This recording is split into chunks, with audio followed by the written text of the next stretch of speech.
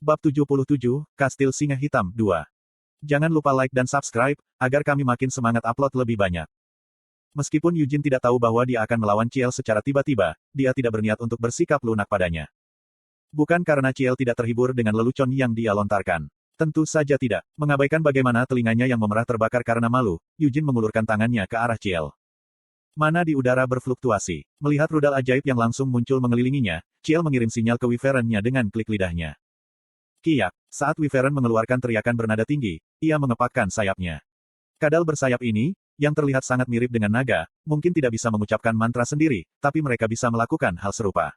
Dengan daya tahan mereka yang kuat terhadap sihir, para Wyvern bisa mengacaukan mantra dengan kepakan sayap mereka. Lintasan misil ajaib yang menembak ke arah Ciel langsung dialihkan ke segala arah. Tanpa menahan kekuatan angin, Ciel menahan tubuhnya seperti anak panah dan mengubah angin menjadi penyangganya. Setelah mempercepat dirinya lebih jauh dengan melakukan ini, Ciel menyodorkan rapiernya. Nah sekarang, Yujin bersenandung geli. Tampaknya ini bukan hanya pertempuran buas di mana mereka masing-masing menancapkan kaki mereka ke tanah dan mengayunkan pedang mereka satu sama lain. Saat dia merasakan sedikit kegembiraan dari kesadaran ini, Yujin mengencangkan cengkeramannya pada Winit. Dentang. Serangan pedang yang muncul dari bawah menangkis rapier Ciel. Pada saat yang sama, cambuk yang Yujin pegang di tangan kirinya tersentak ke depan. Ciel tidak bisa menahan diri untuk tidak bingung sejenak oleh gerakan aneh cambuk itu. Ini karena itu tidak diayunkan ke depan, tetapi malah melesat lurus ke depan seperti anak panah. Ciel mendengus keras. Cambuk itu tampak seperti hendak menembus bahunya, tapi Ciel buru-buru memutar tubuhnya di udara. Tepat pada saat itu, pergelangan tangan Yujin, yang masih mengarahkan cambuk, menekuk ke samping. Putaran ini mengubah lintasan cambuk. Cambuk itu melengkung dan melilit pinggang Ciel. Kemudian, Yujin menariknya, menyeret Ciel ke tanah. Sembuh dari jatuh, Ciel mengangkat kepalanya, ekspresi yang sangat bengkok di wajahnya. Yujin masih mengambang di udara. Dengan seringai, Yujin menarik cambuk sekali lagi. Kekuatan cambuk yang melilit pinggul Ciel tidak begitu kuat. Jika Yujin bertekad untuk mengencangkan cengkeraman cambuk padanya, dia bisa saja meremukkan punggung Ciel, tetapi Yujin tidak punya keinginan untuk melumpuhkan Ciel. Menangkapmu, ejeknya. Belum, Ciel menyela. Kiyak.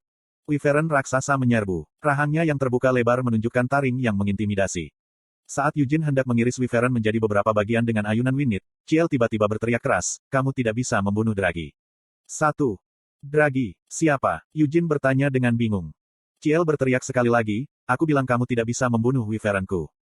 Sungguh gadis yang tidak tahu malu. Dia adalah orang yang meluncurkan serangan mendadak padanya sejak awal, dan sekarang dia membuat segala macam tuntutan. Sambil menggerutu pada dirinya sendiri, Yujin menyarungkan Winit. Meskipun dia ingin mengabaikan tangisan Ciel dan membelah Wyvern menjadi dua, dia tahu bahwa jika dia melakukannya, Ciel mungkin akan menangis dan membencinya selama sisa hidup mereka. Kamu harus tahu bahwa kamu beruntung hari ini, dasar bajingan kadal, kata Yujin mengancam. Dia mungkin telah menyarungkan Winit, tetapi roh angin yang dia panggil tidak menghilang. Yujin memutar tubuhnya di udara dan mengayunkan kakinya. Retakan. Tendangan Yujin menghantam rahang Wyvern. Rahang Wyvern yang terbuka lebar ditutup rapat, dan penerbangannya tersendat. Yujin segera menyerang Wyvern dan membanting tinjunya ke moncongnya. Bam! Tubuh Wyvern terbanting ke tanah, mengguncang seluruh lapangan. Sementara itu, Ciel telah membebaskan dirinya dari cambuk yang melilitnya, dan dia mencoba menyerang Yujin sekali lagi. Kamu biadab jahat, Ciel menuduhnya. Yujin merasa bingung dengan kritik ini. Dia adalah orang yang mendapat serangan mendadak. Dia juga menyelamatkan nyawa Wyvern setelah Ciel menyuruhnya untuk tidak membunuhnya. Sebaliknya, Yujin baru saja menghancurkan rahangnya, membuatnya tidak bisa mengunyah dagingnya untuk sementara waktu. Dengan mempertahankannya pada level ini, bukankah dia menunjukkan pertimbangan yang lebih dari cukup sebagai saudara kandungnya? Apakah kamu benar-benar akan menyerangku lagi? Yujin bertanya dengan putus asa. Meski begitu, Yujin mengagumi kegigihannya. Qian juga melakukan hal yang sama. Apakah ini bukti bahwa metode pengasuhan Ancila cukup mengesankan? Mereka jauh lebih baik daripada metode Tanis, tentu saja. Yujin membuang cambuk yang diperpendek dan dengan berani mengulurkan tangannya ke arah rapier yang menusuk. Ciel hanya bisa ketakutan saat melihat Yujin mengulurkan tangan untuk menghentikan kekuatan pedangnya dengan tangan kosong. Apakah dia sudah gila? Ciel bertanya pada dirinya sendiri. Sama seperti bagaimana Yujin tidak memiliki keinginan untuk melumpuhkan Ciel, dia juga tidak ingin melukai Yujin secara permanen. Pada awalnya, pertempuran yang terjadi di hutan ini hanya dimaksudkan sebagai ujian bagi ahli waris garis lurus. Itu tidak dimaksudkan untuk mengubahnya menjadi sayuran tanpa harapan untuk sembuh. Karena itu, Ciel buru-buru mengubah lintasan rapiernya. Yujin menyeringai melihat pemandangan ini dan bangkit untuk menemui pedangnya. Seperti yang kupikirkan, kau hanya berhati lembut, komentar Yujin. Meskipun dia berusaha mati-matian untuk mengubah lintasan rapiernya, saat ini, Ciel tidak punya pilihan selain menyesali keputusan itu. Bagaimana dia bisa mengharapkan bajingan yang luar biasa ini mempertaruhkan dagingnya sendiri untuk sensasi? Namun, sudah terlambat untuk menyesal. Tangan Eugene meraih pergelangan tangan Ciel dan memutarnya.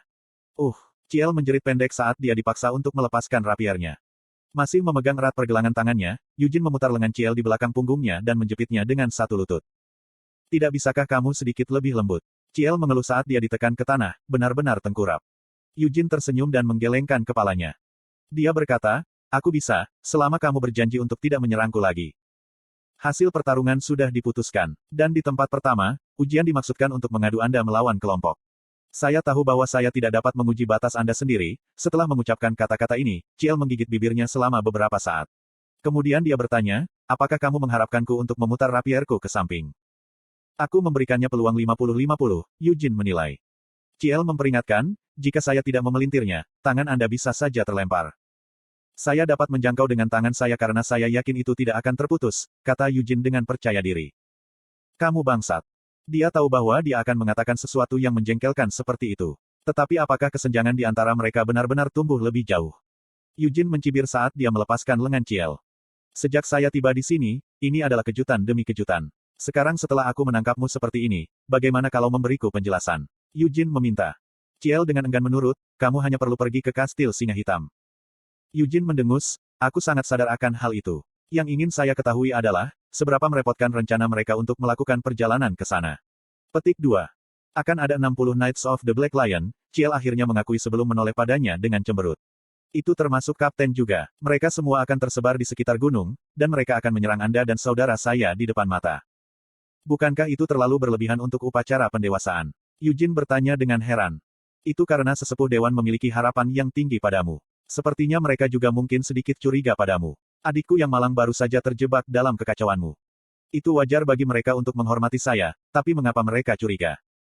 Apakah kamu serius menanyakan pertanyaan yang begitu jelas? Bukankah itu karena kamu pergi ke Nahama setelah kamu meninggalkan Arot? Ini kebebasan saya untuk pergi kemanapun saya mau. Tapi sepertinya para tetua dewan mungkin tidak melihatnya seperti itu.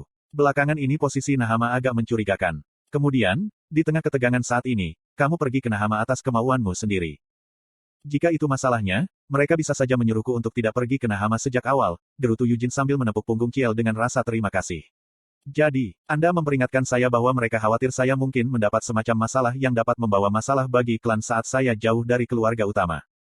Ini juga untuk mengujimu, Ciel mengingatkannya sebelum berbalik untuk melihat Eugene. Sampai kapan kau akan terus mempermalukanku?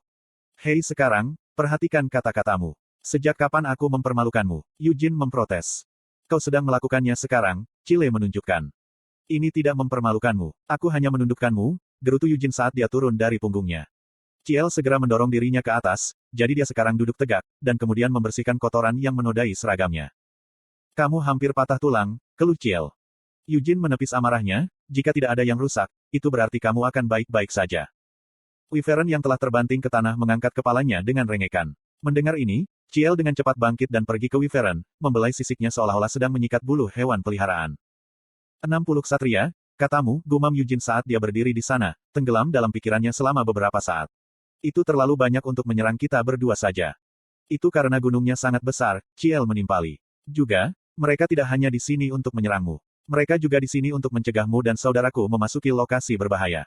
Lokasi berbahaya. Mata Eugene berbinar ketika dia menatap Ciel. Di mana? Terkejut, Ciel mengingatkannya, aku memang mengatakan bahwa tempat-tempat itu berbahaya. Anda seharusnya bertemu monster dalam perjalanan ke sini, kan? Ada banyak monster di gunung ini. Jadi maksudmu mereka ada di sini untuk mencegah kita memasuki wilayah monster berbahaya? Apakah hanya itu yang ada untuk itu? Eugene bertanya dengan skeptis. Makam Vermont mungkin terletak di suatu tempat di gunung ini. Eugene berharap dia bisa menyebutkan sesuatu tentang ini ketika dia berbalik untuk melihat Ciel. Meskipun kamu hanya dapat menemukan ogre di area ini, jika kamu masuk sedikit lebih dalam, kamu mungkin akan bertemu dengan beberapa hal berbahaya yang memburu ogre untuk bersenang-senang, Ciel memperingatkan. Sesuatu. Binatang iblis, ekspresi Ciel berubah saat dia mengatakan ini. Mata Eugene dingin saat dia menuntut, binatang iblis. Apa yang dilakukan binatang iblis di sini? Mereka dibiarkan di sini untuk dijadikan sebagai pengalaman tempur bagi ksatria singa hitam, Ciel ragu-ragu mengakui. Manusia membiarkan binatang iblis. Eugene bertanya sebelum tertawa terbahak-bahak. Beberapa waktu lalu, di Bolero Street, Eugene telah mendengar cerita tentang manusia yang diam-diam membeli Demon Fox sebagai budak. Pada saat itu, dia juga tidak percaya, Tetapi gagasan membiarkan binatang iblis ini bahkan lebih konyol dari itu. Binatang iblis bukanlah ternak atau monster. Tidak mungkin untuk membiarkan mereka. Meskipun mereka menyebutnya berkembang biak, mereka mungkin baru saja melepaskan binatang iblis jauh di dalam pegunungan.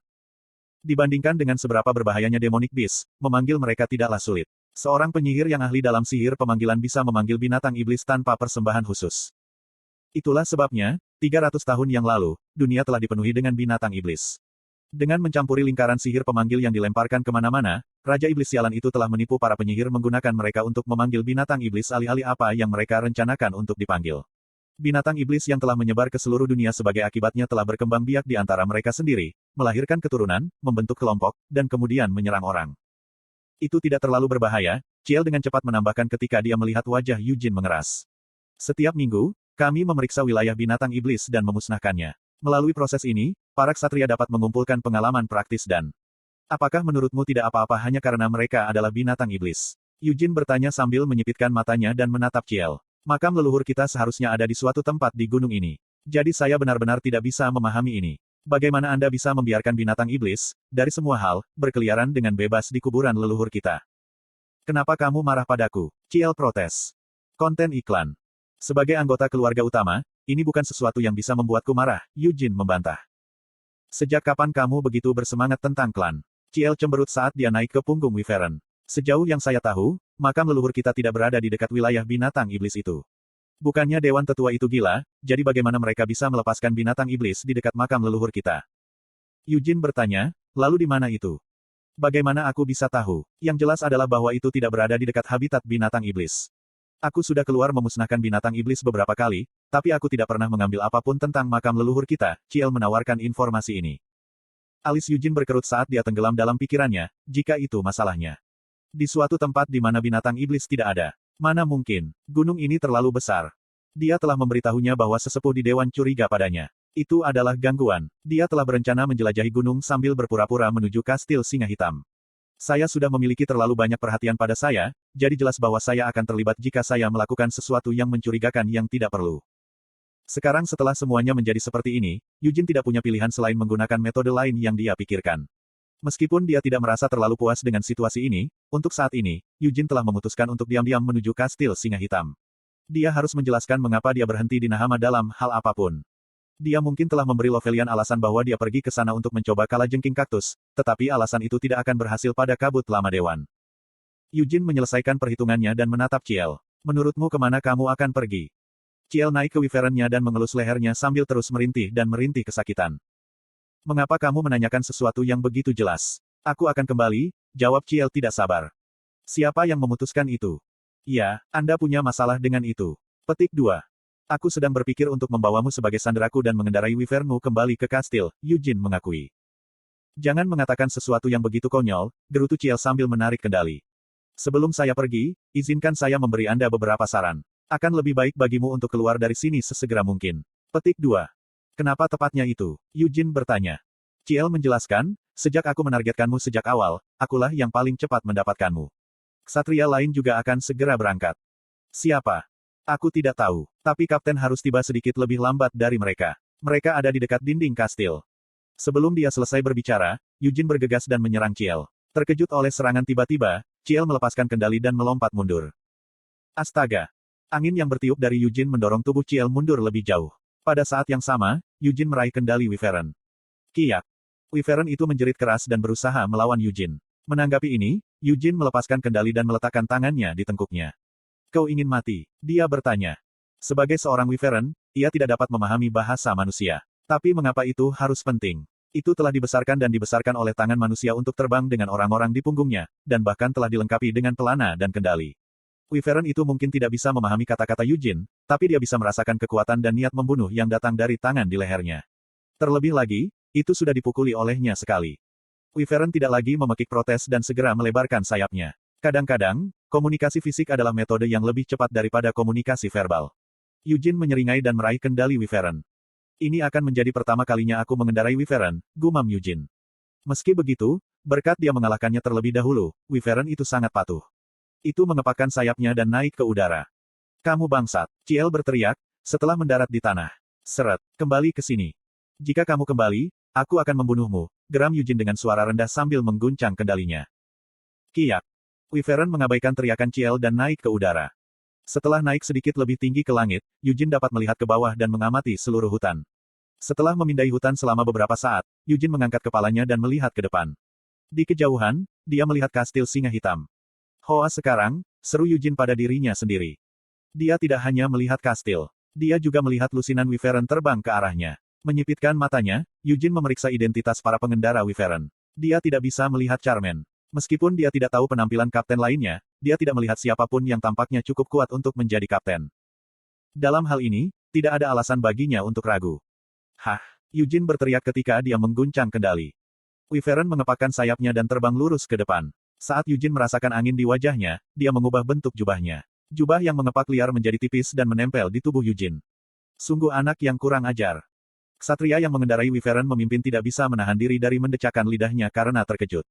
Apakah Yujin benar-benar berani mencuri seekor Wyvern dan terbang ke langit? Meskipun itu mungkin pilihan terbaik jika kamu ingin sampai ke kastil dengan cepat, bukankah itu hanya terjadi jika tidak ada orang yang ingin menghalanginya? Dengan melayang ke langit seperti ini, Yujin pasti akan menarik perhatian semua orang. Dan faktanya, semua ksatria yang telah melayang di atas hutan sekarang berbondong-bondong ke Yujin. Hati-hati, salah satu ksatria mengingatkan yang lain. Kami tahu, para ksatria lainnya menjawab dengan anggukan. Karena tujuan dari percobaan ini pada akhirnya hanyalah sebuah ujian, mereka tidak dapat mengambil serangan mereka terlalu jauh. Yang mengatakan, mereka juga tidak bisa terlalu berbelas kasih. Saat mereka mengingat persyaratan ini, para ksatria mengeluarkan senjata mereka. Yujin tidak bisa merasakan permusuhan atau niat membunuh dari mereka. Dia menyeringai dan berdiri di punggung Wyvern. Dari apa yang dia lihat, Knights of the Black Lion cukup terampil. Bahkan di kehidupan sebelumnya, dia belum pernah melihat ordo ksatria yang terdiri dari talenta luar biasa seperti itu. Namun, tidak peduli seberapa terampilnya mereka, sepertinya mereka tidak bertemu dengannya dengan tekad penuh. Jika mereka tidak memiliki permusuhan atau niat membunuh, maka mereka tidak akan banyak menjadi ujian bagi Yujin. Haruskah saya melihat-lihat? Sebaliknya, Yujin merasa dialah yang seharusnya menguji ksatria singa hitam. Yujin melompat dari punggung Wyvern tanpa ragu-ragu. Angin yang mengikuti di belakangnya meniup tubuh Yujin ke depan. Para ksatria tidak bisa tidak terkejut dengan tindakan tiba-tiba ini. Meskipun mereka sudah tahu bahwa Yujin bisa terbang di udara, para ksatria tercengang, karena mereka tidak menyangka bahwa dia akan benar-benar menyerang mereka alih-alih mengubah arah. Teriakan itu terdengar, blokir dia. Para ksatria berhamburan membentuk dinding. Orang-orang di antara para ksatria yang membawa busur menarik anak panah mereka. Kemudian, mereka melepaskan panah mereka sekaligus. Panah yang mereka tembak tidak kehilangan kekuatannya bahkan saat melawan angin. Alih-alih mencegat udara yang melintas ke arahnya, Yujin memutar tubuhnya di udara. Dalam sekejap, jubahnya terbentang dan menelan semua anak panah. Kemudian segera melepaskan anak panah ke arah yang sama dengan asal mereka. Bahkan anak panahnya tumpul, kata Yujin. Ini penyergapan yang cukup lembut. Dikatakan demikian, jika Yujin terkena panah yang melaju secepat itu mungkin tidak menembus kulitnya, tetapi itu masih akan mematahkan tulangnya. Dengan senyum nakal, dia memasukkan anginnya ke panah yang kembali. Dengan ini, panah-panah itu dipercepat seolah-olah mereka ditarik ke depan oleh angin, meskipun lintasannya menyebar kemana-mana. Namun, tidak satu pun dari ksatria yang terkena panah. Mereka dengan terampil mengayunkan senjata mereka untuk membersihkan panah, lalu memeriksa kembali gerakan Yujin. Dia tidak ada di sana. Ini Bling. Mereka langsung sadar. Kemudian salah satu dari mereka merasakan sesuatu datang dari samping. Tanpa ragu-ragu, ksatria itu menikam pedangnya ke samping. Yujin, yang baru saja muncul di tempat itu, memutar tubuhnya dan melambaikan tangannya. Dentang. Sebuah belati pendek bertabrakan dengan pedang ksatria. Citing. Tubuh Yujin berputar seperti gasing. Dia memanjat di atas pedang ksatria dan kemudian langsung jatuh ke jarak dalam jangkauan lengan. Bang, kata Yujin. Sebuah bola angin meledak di ruang antara Yujin dan ksatria. Knight itu buru-buru mengangkat mana shield-nya, tapi angin masih membuat tubuh Knight itu terbang mundur. Yujin menggunakan punggung Wyvern sebagai batu loncatan dan melompat ke udara sekali lagi. Haha, seorang ksatria di dekatnya tertawa terbahak-bahak saat dia menusukkan tombaknya. Yujin mengenali wajah ksatria itu. Itu adalah Naison Leonhard, komandan divisi ketiga yang dia temui di Arot. Naison bertanya, jadi, di mana Anda menurunkan Lady Ciel? Kembali ke sana, jawab Yujin pada teriakannya saat dia mengeluarkan tombak dari jubahnya. Kekek. Kedua tombak mereka terjalin, bertabrakan, dan ditarik kembali, semuanya dalam pertempuran singkat itu. Naison tidak lagi tertawa saat dia berpikir dengan takjub, aku benar-benar didorong mundur. Bahkan dengan Yujin dalam posisi yang tidak stabil, Naison tidak bisa menjepitnya dengan tusukan tombaknya. Sebaliknya, Naison yang telah didorong mundur. Meskipun dia tidak menggunakan mana secara serius, Naison masih tidak bisa mempercayai fakta ini. Huff. Naison mendengus saat dia mengeraskan ekspresinya dan mengayunkan tombaknya lagi. Alih-alih bertemu dengannya dalam pertempuran, Yujin terbawa angin dan melayang lebih tinggi ke udara. Yujin tidak perlu menghadapi lawannya hanya dengan senjatanya. Yujin mengkonfirmasi posisi Wyvern di sekitarnya dan kemudian memasukkan angin dengan mana. Dengan ini, dia mengubah angin menjadi badai pedang ajaib. Bilah-bilahnya melesat ke segala arah untuk menyerang para Wyvern. Para Wyvern mungkin memiliki ketahanan yang kuat terhadap sihir, tetapi mereka tidak akan mampu mengganggu kepadatan mantra Yujin hanya dengan itu. Jelas bahwa tubuh mereka akan berubah menjadi bantalan-bantalan jika mereka hanya tinggal di tempat mereka, jadi para Wyvern tidak punya pilihan selain mundur. Para ksatria yang tidak sabar melepaskan kendali Wyvern mereka dan berdiri di atas pelana mereka. Mereka bersiap untuk melompat ke udara dan menangkap Yujin sendiri. Mereka mungkin tidak mengira situasinya akan berubah seperti ini, tetapi para ksatria juga terlatih untuk pertempuran udara. Tapi sebelum para ksatria bisa melompat, boom! Sesuatu melesat dari tanah seperti bola meriam. Yujin segera memutar tubuhnya dan membuka jubahnya lebar-lebar. Namun, jubah kegelapan tidak mampu menelan serangan seperti yang telah dilakukan terakhir kali. Saat bagian belakang jubah menonjol besar, Yujin memutar seluruh tubuhnya. Bola meriam yang tidak tertelan malah dilepaskan ke langit. Yujin melirik ekor bola meriam yang surut. Itu batu.